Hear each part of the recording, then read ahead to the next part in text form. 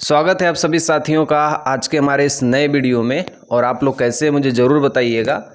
हम आ चुके हैं दोस्तों ये तीसरी वीडियो में, जिसमें आज हम पूरी तरीके से ख़त्म कर देंगे डी ब्लॉक के तत्वों को। इसके बाद वाली जो वीडियो बनाई जाएगी उसमें एफ ब्लॉक के तत्वों को हम ख़त्म करेंगे। ठीक है, तो सबसे पहले थोड़ा सा आपका रिवीजन हो जाए।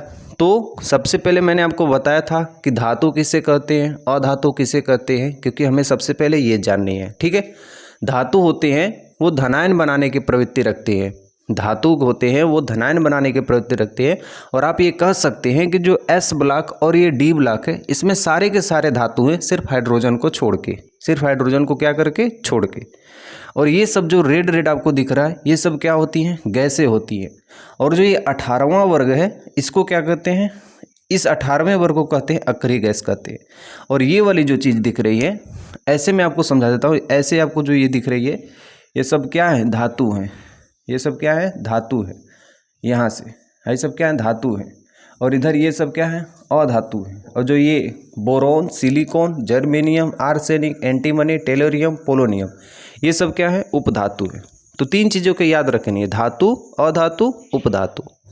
धातु सदैव कठोर अवस्था में होते हैं। धातु कैसे होते हैं, कठोर होते हैं, ठोस होते हैं। सिर्फ हाइड्रोजन को क्या बोला हूँ, छोड़ के, सिर्फ हाइड्रोजन को किसको छोड़ के। और जो अधातु होते हैं, वो कैसे होते हैं, कोमल होते हैं। अधातु कैसे होते हैं, कोमल होते हैं। लेकिन आप लोग बोलोगे भैया हीरा तो कठोर होता है। हीरा तो क्या होता है, कठोर होता है, जो कि कार्बन से मिलकर बना होता है। किससे मिलकर बना होता है, कार्बन से। तो कार्बन एक अपवाद है। कार्बन एक क्या है, इसमें बोल देनी है, अपवाद है। तो धातु में विद्युत धनात्मकता होती है, अधातु में विद्युत ऋणात्मकता होती है। ये सब चीज़ें हमें थोड़ी सी बस याद रखनी है। ठीक है, धातु और अधातु। तो इसके बाद हम पढ़ेंगे कि कौन से वर्ग को कौन सी धातुएं कहते हैं। ठीक है, सबसे पहले इसको हम इरेज कर लेते हैं जो आपको बताया था। और आपने यदि बेसिक 1 और बेसिक 2 नहीं देखी है तो उसे जाके पहले पूरा देखिए, उसके बाद ही आपको ये सारी चीज़ें अच्छी तरीके से समझ में आएंगी। ठीक है, तो सबसे पहले देखो वर्गों के कुछ अलग अलग नाम बताए गए थे। ठीक है, जैसे देखो ये पहला वर्ग है, इस वाले वर्ग को तो इसे हम कहते हैं, ठीक है, क्षारीय मृदा धातु। क्या कहते हैं, क्षारीय मृदा धातु। हाइड्रोजन को छोड़ के जितने भी तत्व हैं, lithium, sodium, potassium, rubidium, calcium और फ्रांसियम, ये सारी धातु कैसे हैं, क्षारीय मृदा धातु। और ये जो 2A है, इसको सिर्फ कहते हैं, ठीक है, इसको कहते हैं सिर्फ और सिर्फ क्षारीय मृदा धातु, इसको कहते हैं। और ये जो है दूसरा वाला है, इसे कहते हैं क्षारीय धातु, क्षारीय मृदा धातु, इसको कहते हैं सिर्फ क्षारीय धातु, इसको सिर्फ कहते हैं क्षारीय धातु। और इस वाले को कहते हैं सिर्फ मृदा धातु, इसको क्या कहते हैं, बोलो, क्षारीय मृदा धातु, इसको क्षारीय मृदा धातु, इसको क्षारीय धातु। ठीक है, तो ऐसे सारे लोगों का नाम है, मैं एक बार ही नाम लिखवा देता हूँ ताकि आप लोगों को कोई दिक्कत ना हो। सबसे पहले आप एक बार ध्यान से देखिएगा, जो एस ब्लॉक और पी ब्लॉक है, एस ब्लॉक और पी ब्लॉक है, यहाँ पे एस और पी ब्लॉक में इसे हम ए से लिखते हैं। इसे किस उपवर्ग से समझाते हैं, ए से। और जो डी और एफ ब्लॉक है, उसे हम लोग बी से प्रदर्शित करते हैं। इसे हम किससे दर्शाते हैं, बी से। तो ये जो ए और बी है, ये उपवर्ग है। ये क्या होता है, उपवर्ग। वर्ग उपवर्ग क्या होता है, जैसे देखो यहाँ पे एक वर्ग लिख दिया, यहाँ पे क्या लिख दिया, एक उपवर्ग लिख दिया। तो यदि आपको एक दिया है तो समझिए ये क्या है, वर्ग है। और यहाँ पे ए दे दिया तो क्या है, ये उपवर्ग है। जैसे यहाँ पे क्या दिया है, 6B, तो 6 क्या हो गया, हमारा वर्ग हो गया, और बी क्या हो गया, हमारा उपवर्ग हो गया। बात आ रही है समझ में, कोई भी किसी प्रकार की दिक्कत नहीं है। देखो, तो एस और पी ब्लॉक में आपको ए उपवर्ग देखने को मिलेगा। जैसे देखो यहाँ पे ए लिखा है, यहाँ भी क्या है, ए है, यहाँ पे भी क्या है, ए है। 1A, इसको क्या कहते हैं, 1A, 2A, बोलो, 1A, 2A, 3A, 4A, 5A, 6A, 7A, 8A नहीं कहते हैं, क्योंकि इसको हम क्या कहते हैं, अक्रिय गैस, इसलिए इसको क्या मानते हैं, 0 मानते हैं। अब यहाँ पे जैसे ही आप डी ब्लॉक में जाओगे तो इसमें आपको बी देखने को मिलेगा। बी में क्या मिला, 3B, 4B। देखो 2 से 3 यहाँ भी गया, 2 से 3 यहाँ भी आया, तो कभी भी भूलेगा नहीं। क्या कहोगे, 1A, 2A, 3A, 4A, 5A, 6A, 7A, 0, 8वें पे 0। फिर तीसरे में क्या करना है, 3B, 4B, 5B, 6B, 7B, 8वें में 3 ठो है, 8वें में 3 वर्ग आते हैं। फिर 1b 2b यहाँ पे। अब देखो कौन से वर्ग को क्या क्या नाम दिया गया है, यही चीज़ों को हमें क्या करना है, पढ़ना है अच्छे तरीके से, ठीक है। तो यहाँ पे हम लिख देते हैं वर्गों के नाम। वर्गों के नाम सबसे पहले हमें लिखना वर्गों के नाम। तो मैं अभी बात कर रहा हूँ ये फर्स्ट ए की, फर्स्ट ए, या इसे हम क्या करते हैं, 1 से प्रदर्शित करते हैं, या इसका बाहरी उपकोष कितना होता है, 1 यस 1 होता है। इसको हम कहते हैं क्षारीय धातु वर्ग। इसको क्या कहते हैं, क्षारीय धातु वर्ग। अभी मैं बताया था इसको क्या कहते हैं, क्षारीय धातु वर्ग। क्षारीय धातु वर्ग में हाइड्रोजन को छोड़ के, हाइड्रोजन कैसा तत्व है, आवारा तत्व है। हाइड्रोजन कैसे, आवारा तत्व है। अब यहाँ पे मैं बात करता हूँ 2a की। 2a या इसे कहते हैं 2, या इसका बाहरी उपकोष क्या आता है 1 यस 2। तो इसको कहते हैं सिर्फ, इसको हम कहते हैं क्षारीय मृदा धातु। इसको क्षारीय धातु वर्ग, इसको कहते हैं क्षारीय मृदा धातु। क्षारीय मृदा धातु, ठीक है। अब इसके बाद देखो पी ब्लॉक के तत्वों को पढ़ते हैं, क्योंकि ये हो गया एस पी, हमें क्या पढ़नी है, डी और एफ। अब देखिए उसके बाद कौन सा है, 3a, या इसी को हम कहते हैं 13 नंबर, ठीक है, 13 नंबर कहते हैं।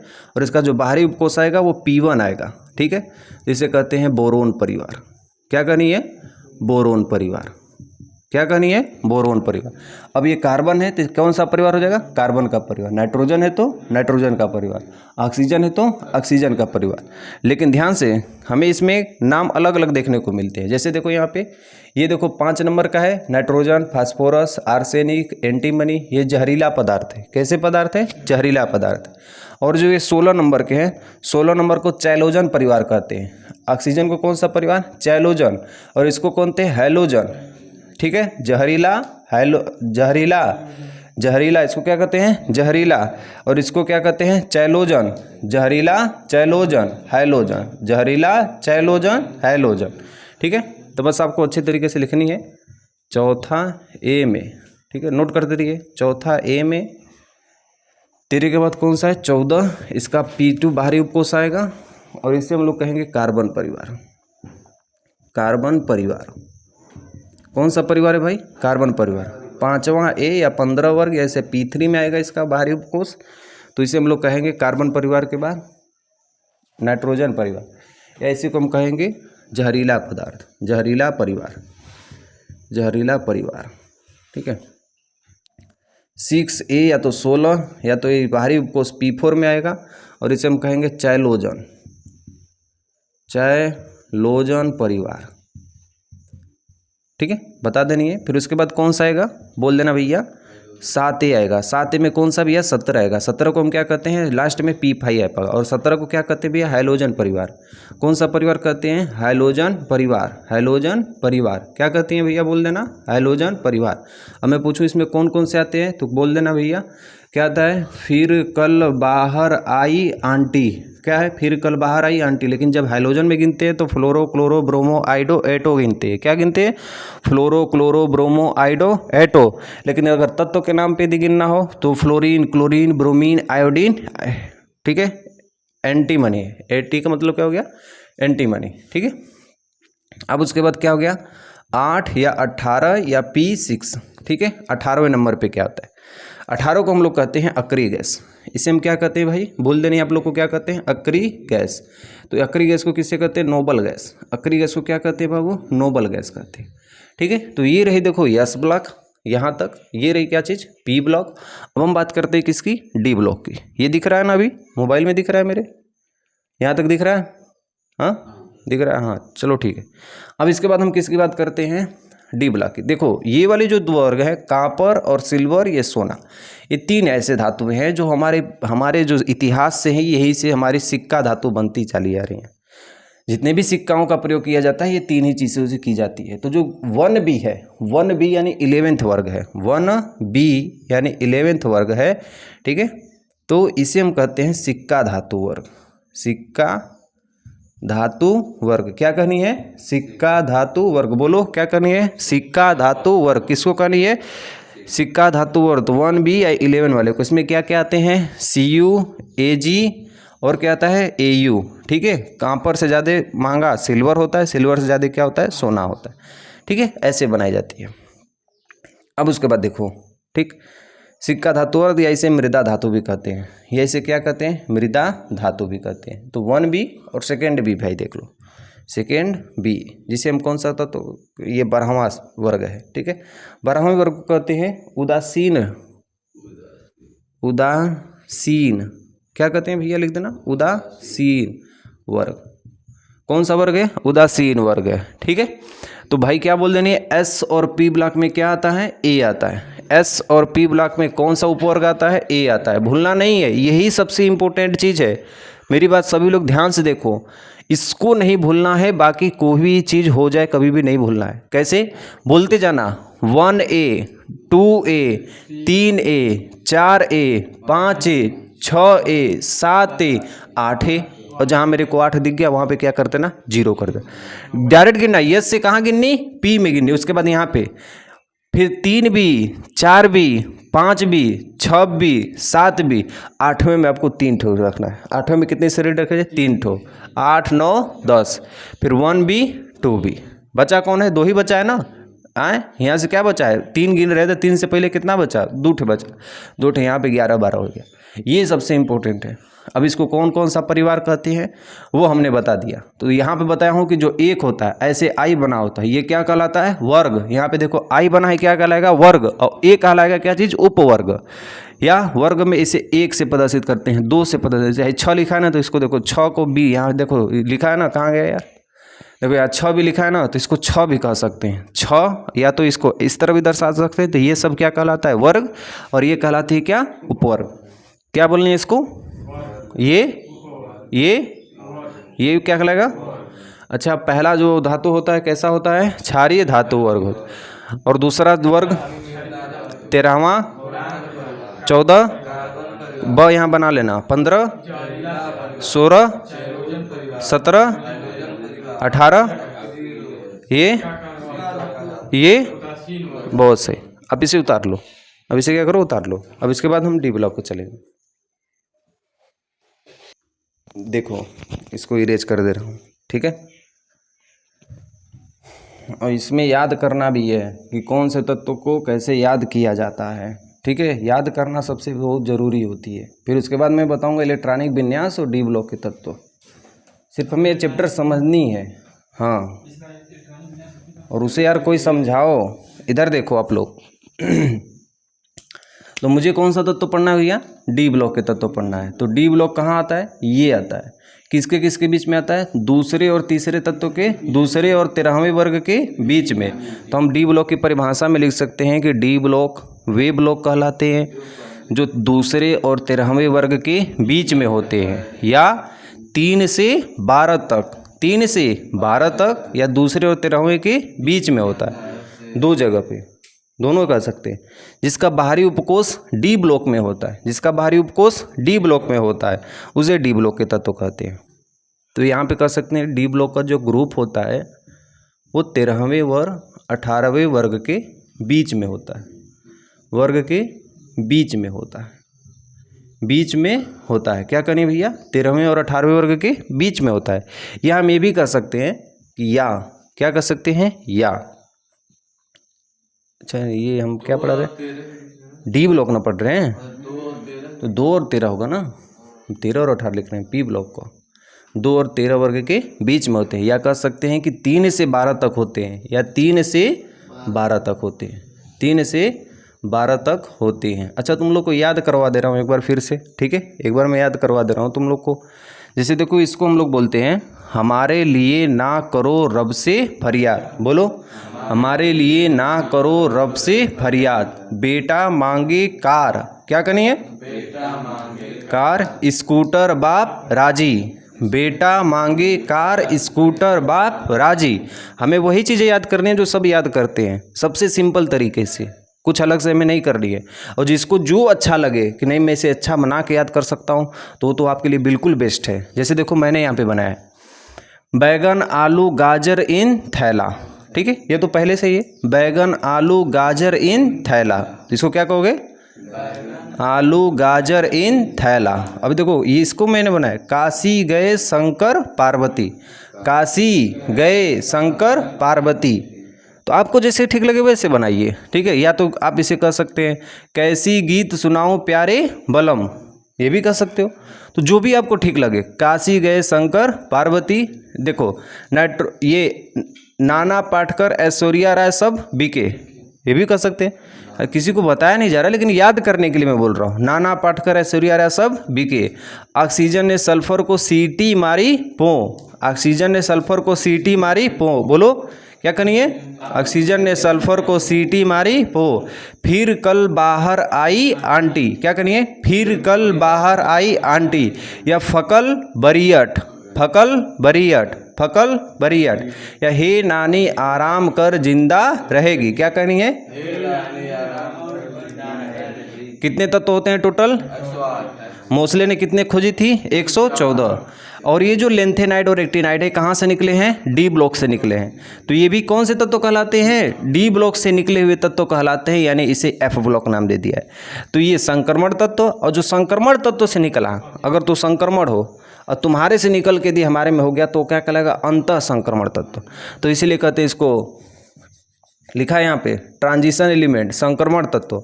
ऐसे क्या कहते हैं, इनर ट्रांजिशन, मतलब अंतः संक्रमण तत्व। क्या कहते हैं, अंतः संक्रमण तत्व, ठीक है। तो सबसे पहले देखो इसे किसे 2 और 13 के बीच में होते हैं, या 3 से 12 तक होते हैं। इनका गलनांक और क्वथनांक कुछ होता है, क्योंकि ये ठोस होते हैं, ये सब क्या होते हैं, ठोस होते हैं। अब चांदी या सोना को पिघलाओ तो जल्दी पिघलेंगे नहीं। तो गलनांक और क्वथनांक, गलनांक का मतलब गलने की क्षमता, क्वथनांक का मतलब जमने की क्षमता।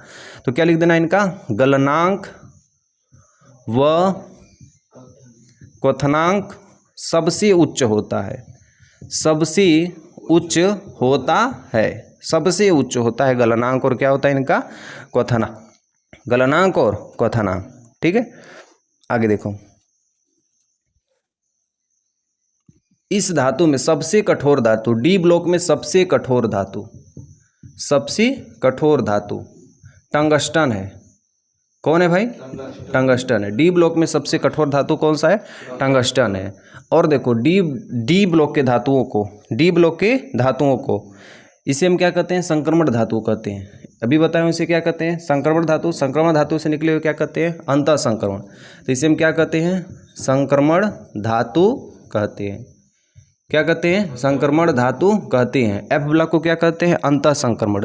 क्या बोलने भैया, इसका गलनांक और क्वथनांक सबसे उच्च होता है। सबसे ये कठोर धातु इसमें क्या होती है, टंगस्टन होती है।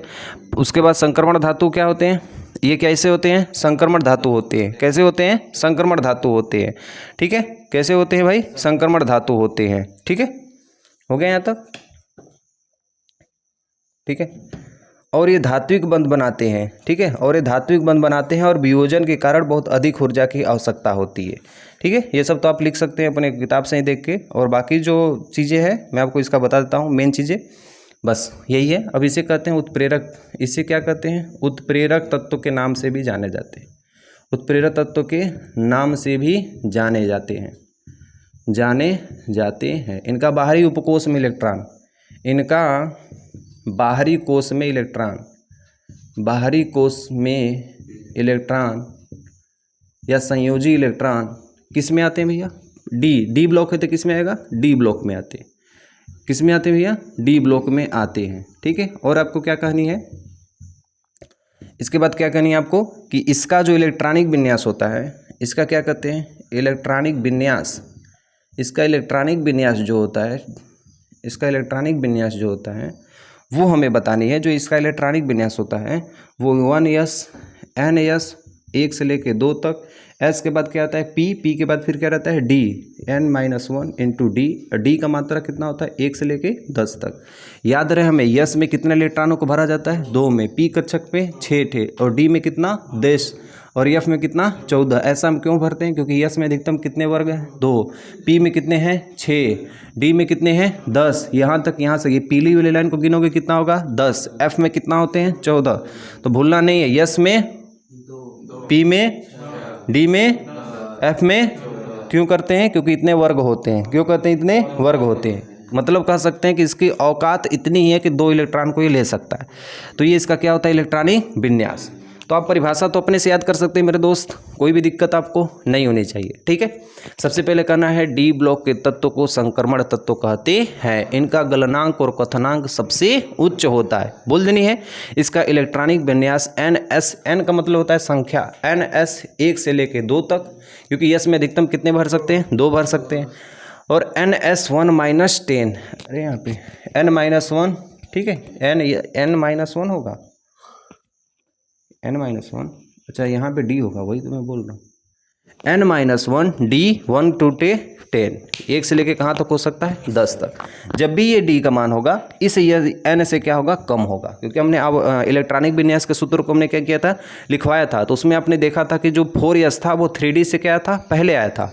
तो 3 से पहले 4 आया था कि नहीं आया था, यानी जो D का मान होगा वो एक मान क्या होगा, कम होगा, ठीक है। यहाँ तक हमें इस चीज़ों को बस ध्यान देनी है। अब इसके बाद हम डी ब्लॉक के तत्वों को, कोई भी डी ब्लॉक के तत्व हो गए, उसका हम इलेक्ट्रॉनिक विन्यास निकालना सीखेंगे और पूरी अच्छी तरीके से। सबसे पहले इसको नोट कर लीजिए और इसके बाद हम डी ब्लॉक के तत्वों को अच्छे से पढ़ेंगे, ठीक है। नोट कर लीजिए।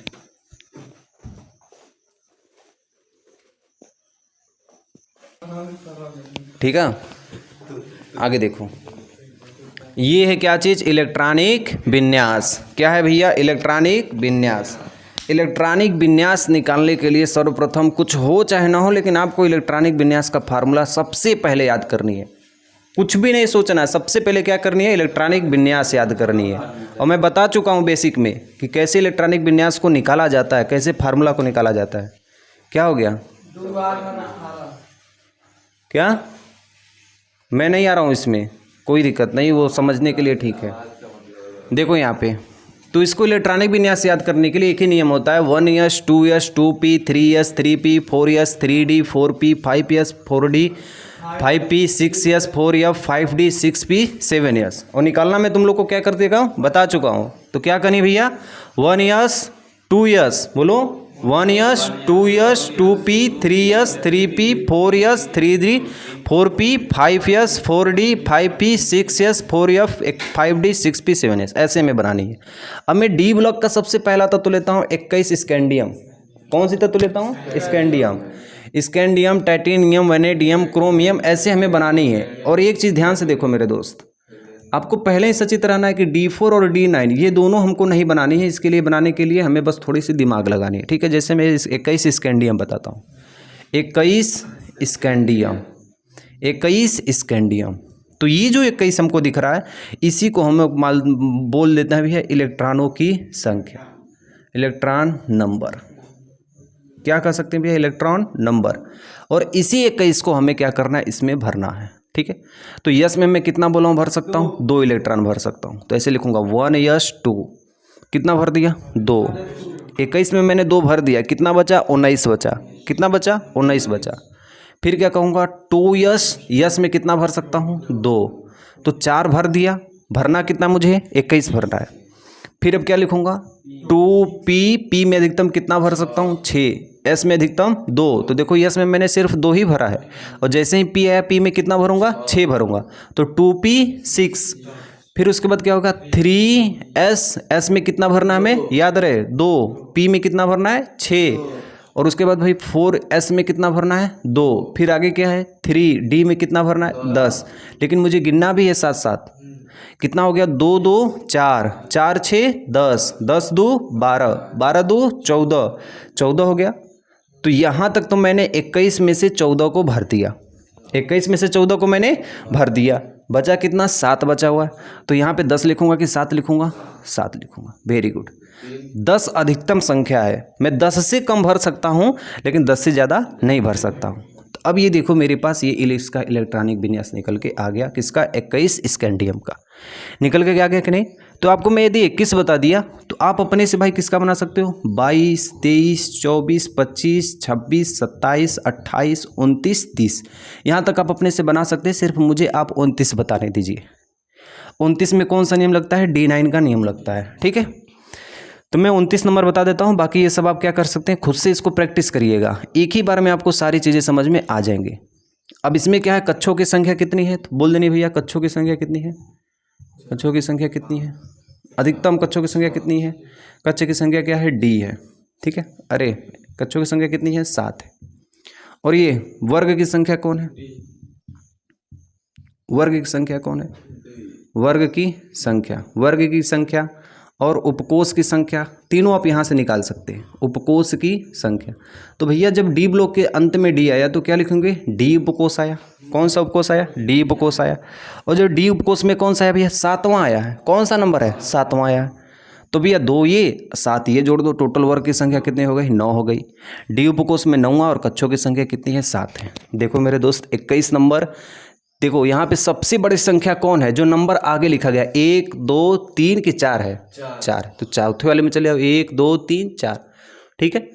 चौथे वाले में चले आओ। और डी उपकोष का, ठीक है, डी उपकोष का कौन सा? 7वां। डी उपकोष का 7वां, डी उपकोष का 7वां। कहीं मैंने गलती की है क्या? हाँ 21 भरना है ना? कितना भरना है? 21 भरना है। तो 1:2, 2:2, 2p6, 6 4 10 हो गया। फिर उसके बाद कितना हो गया? 6 4 10, 1:2, 2:2, 2p6, 3:2। अरे यहाँ पे 3p होगा ना? एक फार्मूला हमने भूल गया था, 3s के बाद क्या होता है? 3p होता है। वही तो मैं बोल रहा हूँ, नहीं तो गलती माना जाएगा। 3s के बाद क्या होता है? 3p होता है। इतना तुम लोग ढीले हो गए, तुम लोग को दिख नहीं रहा है। हाँ 3s के बाद क्या आता है? 3p। और 3p के बाद क्या आता है? 4s। क्या आता है? 4s। अब 4s में भाई कितना हो जाएगा? 2। अब उसके बाद क्या होगा? 3d1। अब यहाँ पे होगा 3d1 होगा, ठीक है। इसके लिए मैं माफ़ी मांगता हूँ। तो यहाँ पे देखो मेरे दोस्त, अब यहाँ पे क्या आएगा? सबसे बड़ी जो संख्या कौन है? 4 है, तो मैं चौथे में गया, ठीक है। और उसके बाद कौन सी है? डी उपकोष। चौथे में किसके जाऊंगा? डी उपकोष। डी का कौन सा तत्व है? पहला। तो देखो चौथे का डी उपकोष का पहला तत्व कौन है? स्कैंडियम है। आगे बात समझ में? तो वैसे ही आपको 22 नंबर करना है। टाइटेनियम, वैनेडियम, क्रोमियम, मैग्नीज, ठीक है। फिर फेरम या इसे कहते हैं आयरन या लोहा इसे कहते हैं, कोबाल्ट, निकिल, कॉपर, जिंक। तो मैं कॉपर का बना देता हूँ। 29 का क्या है बाबू? कॉपर। 29 कौन सा है? कॉपर है, ठीक है। आप लोग को एक पहले प्रैक्टिस के लिए दे देता हूँ, आप लोग तुरंत अभी बना के मुझे दिखाइए। आपको बनाना है कौन सा? 26 नंबर फेरम। 26 नंबर क्या बनाना है? फेरम। आप इसे बना के मुझे ज़रूर दिखाइए, अभी दिखाइए इसको। 26 का मैं लिख भी देता हूँ फार्मूला, ऊपर से ही फार्मूला आपको लिखनी है। 1s, 2s, 2p, 3s, 3p, 4s, 3d।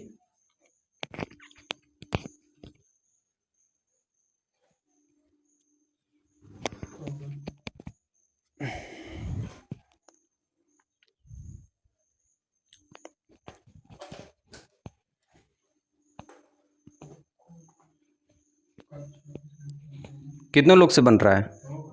बन गया, वेरी गुड। तो यस में कितने भर सकते हैं? 2 भर सकते हैं। यहाँ यस से तो कितने भर सकते हैं? 2। भरना मुझे कितना है? 26 ही भरना है, तो 4 मैंने भर दिया। पी में कितने भर सकते हैं? 6। एस में कितना भर सकते हैं? 2। पी में कितना भर सकते हैं? 6। एस में कितना भर सकते हैं? 2। काउंट भी करते चलूँगा मैं, 2 2 4, 4 6 10। तो इतना भाई कितना हो गया? 10 हो गया। और 6 4 कितना हो गया? 10। तो 10 10 कितना हो गया? हमने 20 तो भर दिए हैं, कितना भरना है? 6 और भरना है। तो लास्ट वाले में कितना हो गया? 6 हो गया। आगे बात समझ में? तो भाई बोल देना कि चौथा का डी का छठवां है। चौथा का डी का छठवां, यानी चौथा का डी का छठवां है। 1 2 3 4 5 6 आ गया ना? चौथा का डी का छठवां है, तो यहाँ से हम गिन भी सकते हैं, ठीक है। अब मैं आपको क्या बोला था? 29 का कौन सा बताते हैं? 29 का कौन सा? कॉपर का। देखो कॉपर का बनाने के लिए क्या कहूँगा? 1s2, 2s2, 2p6, 3s2। थोड़ा जल्दी से बना रहा हूँ। 3p6, 4s2 और 3d9 आएगा 9 ना? तो मैंने एक रूल लिखवाया है कि d4 और d9 का उपयोग नहीं करते हैं। तो d4 और d9 का उपयोग नहीं करते हैं। तो अब मेरे दोस्त आपको मुझे बताओ, इसमें तो 2 इलेक्ट्रॉन है, इसमें कितने हैं? 8 हैं। और इसमें भी कितने हैं? ठीक है 18 मुझे चाहिए। s तो अपना कंप्लीट है। तो मुझे इसको पूर्ण करने के लिए मैं क्या करूँगा कि अब इसको 1 इलेक्ट्रॉन दूंगा तो s पे 3 हो जाएगा। और p पे 7 कभी हो सकता है? नहीं हो सकता है। ये इसको दे सकता है? कभी नहीं दे सकता, क्योंकि ये पीछे के सारे भरे पड़े हैं। सब क्या पड़े हैं? भरे पड़े हैं। तो इसमें एक जगह खाली है, इसमें एक जगह क्या है, खाली है। ये S अपना 1 इलेक्ट्रॉन उसे देगा, जिसे 9 से क्या हो जाएगा, 10 हो जाएगा। अगर बोलो 9 + 2 + 9 गिनोगे तो कितना आएगा, 11 आएगा। और इसी को मैं ऐसे लिख दूँ 4s1 3d10। अब बोलो जोड़ोगे तो कितना आएगा, तब भी मान कितना आएगा, 11। तो क्या हुआ यहाँ पे, ये बल्कि सही नहीं है, बल्कि क्या है, ये सही है। समझ में आ गई बातें। S में 1 इलेक्ट्रॉन कम करके इसको क्या कर दिया, 1 इलेक्ट्रॉन इसे त्याग कर दिया। और D4 और D9 का सिचुएशन ऐसे कुछ बनता है, ठीक है। तो वही चीज़ हमें क्रोमियम में करनी है, इस बात को तुम लोग ध्यान से देखना। और उसके बाद बड़ी से बड़ी चाहे कोई भी हो, अभी मैं एक बताता हूँ, पहले इसको नोट कर लीजिएगा, उसके बाद मैं बताता हूँ। इसमें जो सबसे बड़ी है उसके मैं बताता हूँ, ठीक है। 28 लग जाएगी, ठीक है। मैं बताता हूँ यहाँ पे प्लेटिनम का 78 नंबर क्या है, प्लेटिनम, सबसे कठोर धातु, सबसे कठोर धातु, ठीक है। बोलोगे भैया नहीं कठोर धातु तो हम हीरा पढ़े हैं, हीरा सबसे कठोर तत्व होता है। सबसे कठोर धातु कौन, प्लेटिनम। सबसे हल्की धातु हाइड्रोजन, सबसे उससे हल्की धातु कौन, हीलियम, ठीक है। सबसे भारी गैस ओस्मियम, सबसे भारी गैस ओस्मियम, ठीक है। सबसे ज़्यादा चालकता किस में पाई जाती है, सोना में। ऑप्शन दिया रहेगा सोना, तो सोना को मारेंगे, ठीक है। और उसके बाद नहीं तो किसको, चांदी को मारेंगे, ठीक है। तो ये चीज़ें तुम क्या करना, याद करना, नहीं तो मैं लिखवा दूंगा बाद में। तो ये हो गई। अब इसके बाद मैं बताता हूँ तुम लोग को 78 नंबर किसका, प्लेटिनम का। प्लेटिनम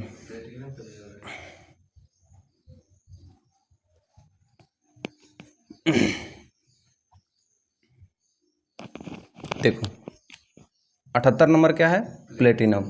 और सारी के सारी एकदम घर पे सारी की सारी आपको प्रैक्टिस करनी है। जब तक प्रैक्टिस नहीं होगी भाई, फार्मूला ये है, मुझे इतने ही क्रमांक को भरने, इसमें बस फिल करने हैं। फिल करने आ गया, जैसे ही आप 2-4 पकड़े उसके बाद आपको सारी चीज़ें समझ में आने लगेंगी, ठीक है।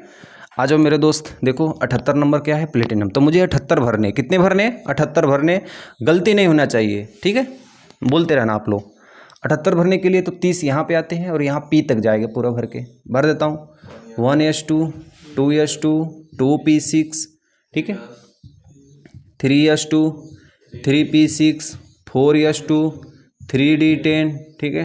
4p6 5s2 5s2, फिर क्या 4d10, फिर 5p6, फिर उसके बाद 6s2 4, फिर यहीं पे आ जाएगा 78। 78 आ जाएगा, 14 गिन दे। इधर इतना कितना होता है, 10, ये कितना 20, 20 10 30, 30 हो गया, 30 8 38, 38 10 48, 48 2 50, 50 6 66, अरे 50 6 56, और 56 में 14 जोड़ दो, तो 56 में 14 जोड़ दोगे तो 60 70 70 हो जाएगा। कितना चाहिए मुझे, 4 चाहिए, तो 5d4। लो भैया, अब क्या आ गया, d4 आ गया। तो अब क्या करनी है, अब क्या करनी है, इधर कम करके यहाँ पे मतलब 13 करके d की जगह क्या बना देनी है, d5 बना देनी है। बात समझ में आ गई क्या मैंने किया, क्योंकि लास्ट में मुझे क्या बताना है, d4 नहीं भरना है। तो एक कम करके यहाँ पे क्या कर दिया हूँ, एक ज़्यादा कर दिया हूँ, तो प्लेटिनम की बन गई। हर समय ध्यान रहेगा तुम लोग को, कभी भूलेगा नहीं भूलेगा। बस तब इसको मिला देते हैं। सबसे ज़्यादा इसमें कौन है, सबसे ज़्यादा कौन है भैया, 4 दिख रहा है कि 5 दिख रहा है कि 6, तो बोलोगे क्या दिख रहा है, 6 दिख रहा है। तो तुरंत किस में आ जाओ, 6 में आ जाओ। छठवां पे हाथ रख दिया। डी का कौन सा, 5वां है, तो डी का कौन सा, 5वां है। एक यहाँ से, ये नहीं गिनता है, यहाँ से देखो, एक ये हो गया, एक लैरेंथियम, 2 कितना है, 5 है। लेकिन ये तो यहाँ पे था ना, डी का 6 गिनेंगे ना हम लोग, गिनेंगे 6 लेकिन लिखेंगे कितना, 5, ठीक है। तो गिन लो भैया, 1 2 3 4 5 6। तब तो कहीं गलती आ रही है, तब हमने क्या किया, कहीं ना कहीं गलती किया है, ठीक है। डी का हम लोग कौन सा गिनेंगे, 6 गिनेंगे, 6 नहीं 7वें पे है ना, 1 2 3 4 5 6 7 पे है, तो हमें 7 गिननी है। हमने कहीं एक मिस्टेक किया है, देखो 6 4 10, ये 10 हो गया। यहाँ भी कितना हो गया, 6 4 10 हो गया, और 10 10 20 10 30 30 6 36 37 38 38 39 40 40 10 50 50 6 56, और 56 और ये कितना हो गया, 56 और 56 14। मान लो यहाँ पे कितना था, पहले 14 गिने, 56 14 कितना हो गया, 60, 70, और ये 78 पे न है, 78 पे न है, ठीक है। तो ये कितना हो गया, 14, और ये कितना होगा, D10 होगा, ठीक है। 70, और यहाँ पे क्या होगा, 78 8 होगा। अब बात समझ में आ गई। तो डी पे क्या होगा 8 होगा। तो छठवां का डी का 8, तो छठवां का डी का एक ये लेंथेनियम को एक गिनेंगे 1 2 3 4 5 6 7 8 आ गया, कोई दिक्कत नहीं। तो ऐसे हमें क्या करनी है, बना बना के क्या करनी है, चेक करनी है। ठीक, यहाँ तक समझ में आ गया, नोट कर लो इसको। ई और या ब्लॉक में जाननी है। सबसे पहले देखो वो सब मैं बताऊंगा आपको कि परमाणु त्रिज्या कैसे कैसे बढ़ता है, परमाणु आकार कैसे बढ़ता है, आयनन एंथैल्पी कैसे बढ़ती है, सारी चीज़ों का भी जिक्र करेंगे। लेकिन अभी हमें ये जानना है कि अघातवर्धनीयता क्या होती है। अघातवर्धनीयता, अघातवर्धनीयता और एक होती है तन्यता। दो ही चीज़ हैं, ठीक है। इसको समझने की कोशिश करना मेरे दोस्त, सबसे आसान चीज़ है, एकदम छोटी उड़ के रूप में बता रहे हैं। अघातवर्धनीयता कहते हैं पीठ के चादर, पीठ के क्या कर दो, चादर बना दो, पीठ के चादर, चादर। और तन्यता कहते हैं पीठ के लंबा, खींच के लंबा, खींच के लंबा। तो अभी सब लिखना मत, तुमको समझाने के लिए बता रहे हैं। तो देखो अभी बताऊंगा अघातवर्धनीयता किसे कहते हैं और किसे कहते हैं तन्यता, ठीक है। मोलोबिलिटी, इसको क्या कहते हैं, मोलोबिलिटी। और तन्यता को क्या कहते हैं, क्या कहते हैं भाई, डक्टिलिटी। नमो बहुत अजीब अजीब है, डक्टिलिटी, LITY ना, यही ना होगा। देखो अघातवर्धनीयता को कहते हैं मोलोबिलिटी, मोलोबिलिटी। एक को क्या कहते हैं, डक्टिलिटी। इसको मोलोबिलिटी, इसको कहते हैं डक्टिलिटी। मतलब पीठ के चादर खींच के लंबा, पीठ के चादर खींच के लंबा। ये दुनिया में सबसे ऐसा धातु है, एक सोना ही है जो कि खूब पीठ के चादर करोगे कबो नहीं टूटेगा। एकदम सोना को एकदम पतला से पतला परत बना के पहनो, कबो नहीं टूटेगा, नरम हो जाएगा, लचीला एकदम हो जाएगा, खींच लोगे लेकिन वो टूटेगा, टूट जाएगा। लेकिन उसे सबसे पतला बनाया जा सकता है, सोना को सबसे पतला बनाया जा सकता है, सबसे पीठ के चादर बनाया जा सकता है। लोहा को खूब एकदम पीठ के एकदम चादर नहीं बना दोगे, 2 दिन में झड़ जाएगा, 2 दिन में छेद हो जाएगा, हाथों डाल दोगे क्या हो जाएगा, छेद हो जाएगा। लेकिन लोहा, अरे सोना को देखते हो आप, हुसर पहने जाते एकदम पतला पतला बनाए हुए होते हैं, देखे हो सोना को, देखे हो पहने हो कि नहीं, राजा महाराजा पहना था रहना, राजा महाराजा का भारी भारी था। मैं बोल रहा हूँ कि तन्यता और क्या, अघातवर्धनीयता। अघातवर्धनीयता मतलब पीठ के चादर, खींच के लंबा। तो कोनो चीज़ के खींच के, ऐसा कोई धातु, ठोस धातु जो खींच के लंबा बना दे, तो कौन सा भैया, सोना। सबसे ज़्यादा किसका होता है, सोने का। फिर क्या पहनते हैं हम लोग, चांदी। सोना के बाद चांदी, फिर उसके बाद क्या होता है, कांपर, फिर क्या, कांपर, बस, ठीक है, कांपर। और उसके बाद क्या होता है, बस यही 3 ही चीज़ें, ठीक है। और उसके बाद देखो ये 3 चीज़ है, समझ में आया। अब सबसे पहले किसको, सबसे बड़ी चादर किसकी, सोना की।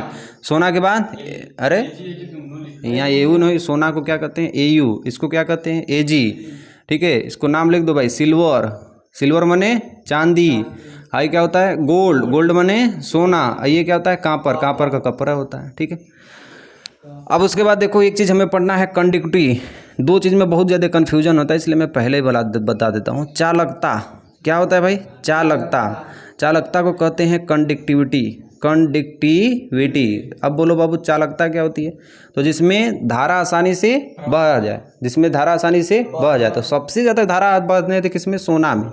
अब कहीं से सोना का तार किसी के पास है कि भैया जाके सोना खरीदे, हैं, सोना किसी के पास, अरे सोना का तार खरीदे, हाथ में पहने बदे सोना नहीं, अब तार, सोना का तार है, इसके लिए जो तार घर में यूज किया जाता है। हाँ, उसके बाद किसकी तार यूज की जाती है, सोना के बाद। फिर उसके बाद चांदी की, चांदी की तार, किसकी तार, चांदी की तार। ये भी महंगा पड़ जाएगा, बहुत महंगा पड़ेगा। फिर उसके बाद किसकी तार, कांपर की तार। कांपर भी देखो घर में कम दूरी के लिए जब वायरिंग की जाती है तो कांपर की तार की जाती है, कम दूरी के लिए, ठीक है। कांपर केबिल ओबिल में देखते हो ना, किसका लगा है, कांपर लगा होता है। वैसे केबिल ओबिल क्या होती है, एकदम महंगा मिलती है ना। ऐसे तार किनोगे तो बहुत क्या मिलती है, सस्ता मिलती है, ठीक है, कांपर। और ज़्यादा दूरी के लिए एल्युमिनियम का तार ठेका दी यहाँ से दुकान वाला। कौन सा, एल्युमिनियम। कौन सा तार भाई, एल्युमिनियम। आ रहा है बात समझ में, कांपर, एल्युमिनियम। तो ऐसे जैसे जैसे जाओगे वैसे वैसे ये भारी भी होते रहेंगे। इधरिया वाला सामान हल्का, फिर थोड़ा सा भारी, फिर क्या भारी है, फिर भारी, और फिर इसके बाद एल्युमिनियम। एल्युमिनियम के बाद फिर क्या आता है, लोहा। लोहा का तार देखे हो, अरे जो खमहुआ पर 11,000 का आता है तारवा, वो किसका, एल्युमिनियम का होता है, नहीं लोहा में उसमें लोहा एल्युमिनियम दोनों मिला होता है, ठीक है। हाँ, चांदी का मिला देंगे तो सब चुरा के चुट्टा नियर चुरा लेंगे सब। तो देखो एल्युमिनियम कहाँ होता है भैया, ज़्यादा दूरी के लिए। कहाँ होती है, ज़्यादा दूरी के लिए। ये सब तुमको समझना चाहिए, ठीक है। तो ये सब फिजिक्स का कॉन्सेप्ट है। किसका कॉन्सेप्ट है, फिजिक्स का। तो हम अभी समझ रहे हैं भैया सिर्फ अभी डी ब्लॉक के तत्वों के बारे में, ठीक। तो सोना से कम चालकता किसकी होती है, चांदी से कापर के बाद एल्युमिनियम के बाद लोहा। जैसे जैसे इधर जाओगे उधर उधर भार बढ़ता जाएगा। सोना का भार कम, चांदी का भार ज़्यादा, लोहा का भार देखोगे हथिया बुड़ की लोहा रही खूब भारी एकदम। हाँ यहाँ पे, हाँ यार ये यू रहेगा, भूल रहे हैं हम। चालकता हो गया यहाँ पे कम दूरी के लिए किसका, कांपर का। ज़्यादा दूरी के लिए किसका, एल्युमिनियम का। सबसे ज़्यादा चालकता किसमें, चांदी में। अगर ऑप्शन दे दिया सोना तो क्या मारोगे, सोना मारोगे, ठीक है। ठीक, सोना चांदी दोनों रहेगा तो सोना को मारोगे, ठीक है, जो सबसे ज़्यादा है। अब हम दोस्तों, हाँ चारों का बात कर रहे हैं। आगे देखो, यहाँ देखो क्या। अब इसके बाद देखो एक ही डायग्राम आप लोग को बनाना है। थोड़ा जल्दी हाथ तो चलाओ तुम लोग, ये डायग्राम थोड़ा जल्दी आई, छूट रहा है यार। अभी यह ब्लॉक बाकी है, तुम छूट जाएगा अभी ना तो भगवान है, दाढ़ी है। देखो सबसे पहले एक बना लेनी है आवर्त। ऐसे क्या बना लेनी है, आवर्त। और इधर क्या बना लेनी है, वर्ग। इधर क्या बना ले, वर्ग बनाओ जल्दी से। और इधर हम क्या बना लेते हैं, विद्युत ऋणात्मकता। विद्युत ऋणात्मकता, थोड़ा कम जगह बच गया यार। आवर्त वर्ग, ठीक है, आवर्त और वर्ग। विद्युत ऋणात्मकता, ठीक है। यहाँ पे क्या बना लेना आपको, आवर्त, और यहाँ पे क्या बना लेना आपको, वर्ग। एक जगह आवर्त और एक जगह क्या बनाना है, वर्ग। विद्युत ऋणात्मकता। एक होता है इलेक्ट्रॉन बंधुता, पढ़ना है ना ये सब। इलेक्ट्रॉन बंधुता, बोल राकेश, इलेक्ट्रॉन बंधुता, ठीक है। फिर एक होता है आयनन विभव। आयनन, ये क्या होता है, आयनन विभव, या इसी में आता है आयनन ऊर्जा या आयनन एंथैल्पी, तीनों एक का प्रकार। एंथैल्पी, आयनन एंथैल्पी, ठीक है। फिर आता है परमाणु त्रिज्या, ठीक है, परमाणु त्रिज्या या आकार, परमाणु त्रिज्या या आकार, परमाणु त्रिज्या या क्या हो गया, आकार, ठीक है। चलो लाइन कट गई तो काम हो गया अपना यहाँ तक। परमाणु त्रिज्या और क्या हो गया, आकार, ठीक है। भूत नियर दिख रहे हैं हम, अच्छा देख ले एक बार हम कैसा लगा। चलो ठीक है, उतना समझ जाए। अरे मत खोलो, चमक जाएगा, खोल के देखो चमक रहा है, चमक रहा है ना, मत खोलो खिड़की, रहने दो थोड़ा सा भाई, बस 5 मिनट के लिए, बस सिर्फ 5 मिनट का समय लगेगा, सब बता देंगे। देखो थोड़ा जल्दी में देखो भाई, देखो इसको। विद्युत ऋणात्मकता, एक इलेक्ट्रॉन को यदि त्याग दिया जाता है, जो ऊर्जा, एक इलेक्ट्रॉन को त्यागने में जो ऊर्जा लगती है उसको कहते हैं विद्युत ऋणात्मकता। परिभाषा अपने से लिख लेना किताब में से देख के, ठीक है, तुमको बस समझा दे रहे हैं। अरे चलो बहुत बढ़िया, लाइन भी मजाक कर रही है आज, है कि खत्म। देखो एक इलेक्ट्रॉन को खत्म करने में जो ऊर्जा लगती है, एक इलेक्ट्रॉन को खत्म करने में जो ऊर्जा खत्म होती है उसी को क्या कहते हैं, विद्युत ऋणात्मकता। इलेक्ट्रॉन का जब साझा होता है, आपस में क्या होता है, साझा होता है, तो उसको क्या कहते हैं, इलेक्ट्रॉन बंधुता। क्या कहते हैं, इलेक्ट्रॉन बंधुता। अरे ऐसे पढ़ ले, सुना है क्लोरीन हेरो, हेरो क्लोरीन, इधर ऐसे ऐसे मिल के आपस में एक इलेक्ट्रॉन का क्या कर लेते हैं, साझा, उसी को कहते हैं क्या, इलेक्ट्रॉन बंधुता। आयनन विभव, आयनन ऊर्जा, आयनन एंथैल्पी, तीनों एक ही चीज। एक इलेक्ट्रॉन को लेने में, हाई किसमें, देने में, ये किसमें, लेने में, बोलो। एक इलेक्ट्रॉन देने में जो ऊर्जा खत्म होती है उसे विद्युत ऋणात्मकता, एक इलेक्ट्रॉन लेने में जो ऊर्जा खत्म होती है उसे विद्युत विभव या ऊर्जा, या आयनन विभव या ऊर्जा एंथैल्पी कहते। अब परमाणु त्रिज्या और आकार सबसे आसान है, इसे देखो। परमाणु त्रिज्या बनती है, ऊपर से नीचे जाओगे तो खूब बढ़ेगी। हाँ, दाएं से बाएं हो जाओगे, बाएं से दाएं जाओगे तब भी बढ़ेगी। तो दोनों रिश्ते बढ़वे करती है, तो इसमें सोचने वाली बात नहीं है। देखो जैसे आवर्त में, ऐसे लिख देता हूँ, आवर्त में बाएं से दाएं, बाएं से दाएं, और वर्ग में ऊपर से नीचे, ऊपर से नीचे, ऐसे तुम लोग को समझनी है। ठीक है, ऐसे लिख देना। हाई क्या चीज़ है? बढ़ता है। ये क्या है? घटता है।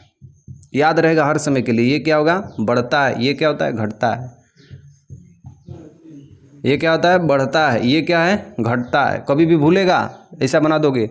कभी सारे सबसे ज़्यादा कन्फ्यूजन इसी में होती है। परमाणु त्रिज्या ऊपर से नीचे आ गई तो बढ़ेगा कि घटेगा, आयनन विभव इधर से उधर जाएगी तो घटेगा बढ़ेगा, नहीं होगा। ठीक है, क्या करना है? आवर्त में बाएं से दाएं जाने पर विद्युत ऋणात्मकता का मान बढ़ता है, और वर्ग में ऊपर से नीचे आने पर विद्युत ऋणात्मकता का मान घटता है। ऐसे करके हमें बतानी है। ठीक है, कोई दिक्कत, कोई परेशानी नहीं। लास्ट वाला जो होगा बस वो उल्टा होगा। घटता यहाँ पे लिख देना, और ये बढ़ता कहाँ लिख देना है? यहाँ पे लिख देना। हो गया क्लियर एकदम? कोई दिक्कत? ठीक, एक और चीज़ तुमको समझा दे रहे। परमाणु त्रिज्या यहाँ बताए हैं ना कैसे होगा। हाँ, और उसके बाद तुमको एक चीज़ बताते हैं, विद्युत धनात्मकता। यदि विद्युत धनात्मक है, विद्युत धनात्मक है, धनात्मक में कौन? ये यस ब्लॉक का जितना भी तो तुमको ये सब में एक एक प्लस चार्ज, तुमको इसमें एक प्लस चार्ज, इसमें दो प्लस चार्ज, सोडियम पे एक प्लस चार्ज, पोटेशियम पे एक प्लस चार्ज, और ये जितने भी एस ब्लॉक के तत्व हैं इन सबको, जो ये पहला वाला है इसको हम केरोसिन के तेल में रखते हैं। एस ब्लॉक का जो पहला है उसको कहाँ रखते हैं? केरोसिन में रखते हैं। बाहर रखेंगे तो जल जाएगा। सोडियम बाहर रखोगे तो क्या होगा? जल जाएगा। पोटेशियम बाहर रखोगे तो जल जाएगा। हाइड्रोजन को छोड़ के, हाइड्रोजन आवारा धातु है। क्या कहना है? आवारा धातु है, सबसे उष्मशील धातु है। क्या है? सबसे उष्मशील धातु है। ठीक है, यहाँ तक बतानी है। उसके बाद देखो, ठीक है, तो विद्युत यदि धनात्मक है तो वो इलेक्ट्रॉन का त्याग करेगा। इलेक्ट्रॉन का क्या करेगा? त्याग करेगा। यदि विद्युत ऋणात्मक है, यदि कोई तत्व क्या है? विद्युत ऋणात्मक है, ऋणात्मक है, तो इलेक्ट्रॉन का क्या करेगा? ग्रहण करेगा। इलेक्ट्रॉन का क्या करेगा? ग्रहण। तो प्लस करते हैं ना, प्लस वाला जो मान आता है वो क्या करता है? त्याग, और माइनस वाला क्या करता है? ग्रहण। जैसे सोडियम में एक प्लस क्या करता है? त्याग कर देता है। क्लोरीन क्या करता है? एक माइनस, ग्रहण। आपस में मिल जाते हैं तो सोडियम क्लोराइड बना देते हैं। क्या बनाते हैं? नमक। इसी को उदासीनीकरण अभिक्रिया कहते हैं। कौन अभिक्रिया? उदासीनीकरण अभिक्रिया। ठीक है, उदासीनीकरण अभिक्रिया। ठीक है, Na पे एक प्लस, क्लोरीन पे एक माइनस। और कौन सी मुक्त होती है? जल मुक्त होती है। ठीक, कोई दिक्कत आया? ठीक, तो यहीं तक हम अभी अपनी सेवा समाप्त करते हैं। इसके बाद सिर्फ हमें एक ही चीज़ पढ़नी है, एफ ब्लॉक के तत्वों को। ठीक है, तो उसको भी हम इसी तरह अच्छे तरीके से उसको भी ख़त्म कर देंगे। कोई भी कंसेप्ट आपका मेरे दोस्त खाली नहीं रहेगा। लाइक कमेंट की बात है तो आप बाद में करिएगा, मेरे हिसाब से मेरे दोस्त मत करिएगा। पहले आप मन से पढ़िए, उसके बाद ही आपको करना है। ठीक है, तो ये रहा डी ब्लॉक के तत्व, और इसके बाद हम क्या करेंगे? एफ ब्लॉक के तत्व को पढ़ेंगे। ठीक है, बाय।